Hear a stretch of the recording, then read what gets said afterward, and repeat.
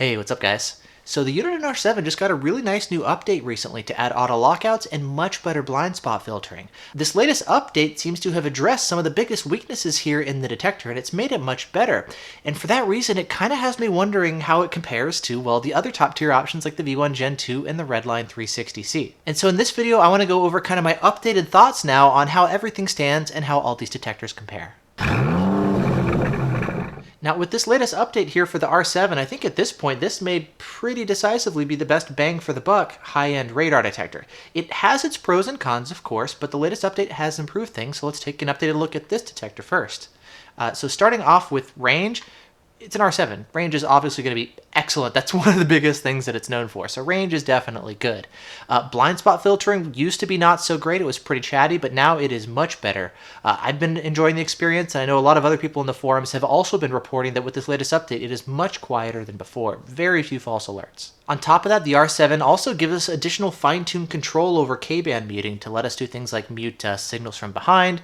We've got K-band segmentation. We can control the sensitivity of the detector on K-band, so there's a lot of kind of fine-tuned control we get here as well. If you face the low-powered photo radar guns, you've got MRCD detection support available in the R7. And as a surprising bonus, DC Fluid on the forums has recently been finding out that if you enable MRCD in the R7, for whatever reason, it looks like it's actually able to filter out Mazda CX-5 BSMs as well. I have no idea why this is the case, but a lot of people have been confirming this as well. So if you enable MRCD, it can make the detector even quieter against BSMs. You may want to also then activate some of the other filters like low-speed muting or MRCD lockouts and stuff to deal with some of the MRCD falses that you may get, but for BSMs, it seems to be pretty helpful.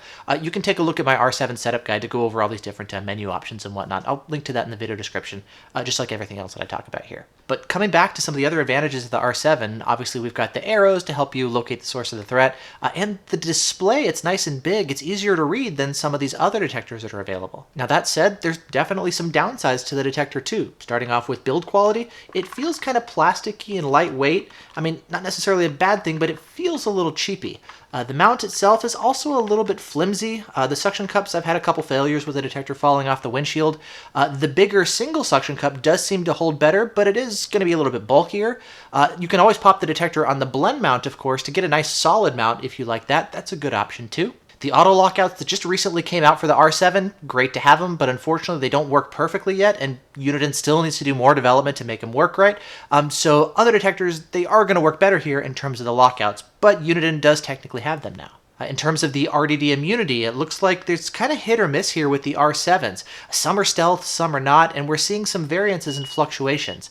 So that's kind of an area of concern if you really need the stealth capabilities. There's also no Bluetooth built into the detector, so there's no way to pair a phone with it to add any of the extra features that you'll get with the other detectors. And then finally, the updates themselves, when Uniden releases an update, for a lot of people, the updates have been challenging and problematic and difficult. I think people have more issues updating the Uniden detectors than any of the other brands for whatever reason. So they definitely need to do some work here on the software side when it comes to updating the detectors. Now that said, for a lot of people, the detector is actually great. And these issues that I talked about are not really that big of a deal. Like a lot of people are able to update the detector just fine. The detector may not feel as hefty and sturdy as some of the other ones, but okay, fine, just mount it and it's fine. Mounting options, just play with the options that find what works best or throw it on a blend mount, whatever. The RDD immunity, most people don't even need that feature, so that's not a big deal for most people. So no, the detector is not perfect, but for a lot of people, it's still a great choice. And the fact that you can find it all day long under $500, and a lot of times it dips down closer to $400, I mean, it's an amazing bang for the buck for what it offers. The price of the R7 definitely does fluctuate a little bit. I tend to post sometimes on Facebook or Twitter when the price dips down closer to $400. But you're looking $400 to $500 or so for the detector, and for that reason, I think it's a really good bang for the buck if you're looking specifically for a higher-end detector with great performance, false alert filtering, arrows, MRCD, and overall a really nice feature set. Now that said, there's another detector that's really similar to the R7 that costs almost the same price. It's the V1 Gen 2. This retails for $500, so a little bit more than the R7, but right there in the same ballpark. Now with the V1, the build quality just feels better. It feels more solid and sturdy and heftier, and I really like that. Additionally, it's stealth to the Spectre, so if you need a stealth detector, the V1 Gen 2 is going to be a great choice. Definitely better than the R7. There's some additional helpful accessories available, like the different concealed display options that you can get to make sure that you can easily see the display, even if maybe the detector's tucked out of sight. However, there's no GPS built into the detector itself, which is otherwise really helpful with a lot of these other detectors. But there is Bluetooth that's available, as well as an open API, and so you can pair your phone to the detector and run various apps to add a lot of additional useful features to the V1, including using your phone's GPS to add back in a lot of those GPS features.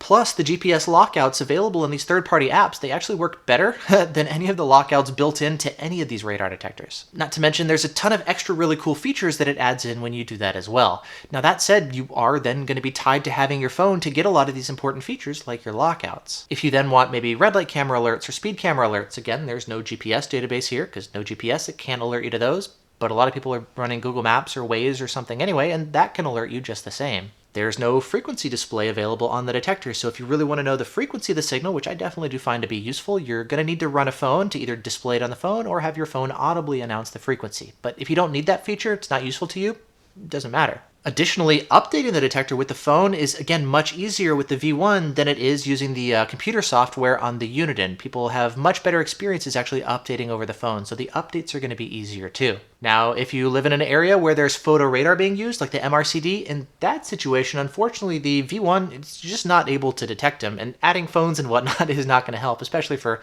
mobile photo radar and whatnot. And for that reason, without the photo radar detection capabilities, it kind of limits the current capabilities of the V1, as well as kind of its future-proofing down the line as we start to see those spread more and more. And so it definitely has some advantages here over the R7, but the R7 has its disadvantages too. Now, if we were to quickly just kind of boil down to the main differences, I think it really just kind of comes down to the phone stuff. This has GPS built in, and so it can take care of all your lockouts and everything automatically. Just stick it on the windshield, plug it in, and there you go. Versus this is going to require you to pair it with a phone and run third-party apps. They're great apps. They work really well, but there's going to be more that's involved there. For me, I don't necessarily like doing that day to day, but I know for a lot of people, this is a great option. This is also going to be RDD immune. It's undetectable. Most people probably don't need that feature, but if you do, this is going to be the way to go.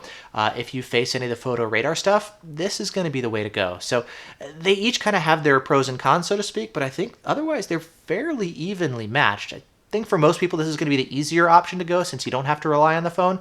And so that probably makes this the more universal recommendation, but I think this is going to be more popular with enthusiasts who really want to go in and kind of dive into the weeds with third-party apps and control and customization and stuff. So again, great options for both of them. Just kind of depends on what you're looking for. And then finally, what about the Redline 360C? This is obviously the most expensive windshield mount radar detector available in the market at $750, so it's a couple $100 more than the R7. And what do you get for the money if you spend the extra cash, especially considering the fact that the R7 has been updated to kind of close the gap between it and the Redline? Well, the first thing that I noticed is the build quality. This definitely feels much more solid and hefty in a good way, and it definitely feels better when you're using the detector. Additionally, the auto lockouts themselves do work better here on the S-Core detectors than they do on the Uniden. They're not perfect. I still find that actually the third-party apps, the Valentine apps, are going to be the best still, but those require a phone, whereas this is, again, all built into the detector, just like the R7 is. Then you've got Bluetooth available here, so you can pair it with your phone and run Escort Live to make it easier to go in and change settings in the detector and configure it. Escort Live will also let the detector share alerts in real time with other drivers, which may or may not be super useful, but it definitely is a nice feature to have. Plus, going out to the cloud, it can also report the speed limit of the current road that you're on for a lot of roads, not every road, but for a lot of roads. That can definitely be a useful feature. But again, if you're running Waze or Google Maps or an app or something like that, you can get the speed limit information there, which works great if you're running another detector like the R7. One of the big advantages that I find here with the Redline, though, is the updates. The updates are definitely easier to do. Whether you're updating on the computer, you just plug the detector into the computer with the USB port and run Escort's update software. That's just easier and more painless than Uniden's update software. Additionally, if you connect the detector to a Wi-Fi hotspot, say maybe you're parked close to your home or you've got Wi-Fi in your car, the detector can just automatically update itself whenever there's a new firmware update, or every Monday they release an update to the built-in red light camera database. And so just having the detector automatically update itself, you can literally do it in your car while you're driving. The convenience aspect is actually really nice. In terms of RDD immunity, again, most people don't necessarily need that, but if you do, like the V1, the Redline 360C is going to be stealth to RDDs like the Spectre. Additionally, if you want laser protection as well, this integrates with Escort's different laser jammers that are available. Honestly, I think for most people, you're probably better off just going for an ALP for a laser instead. So this isn't a huge advantage, but it is a difference. Finally, just like the R7, the Redline also has MRCD capabilities, which the V1 doesn't. So you've got that here available as well.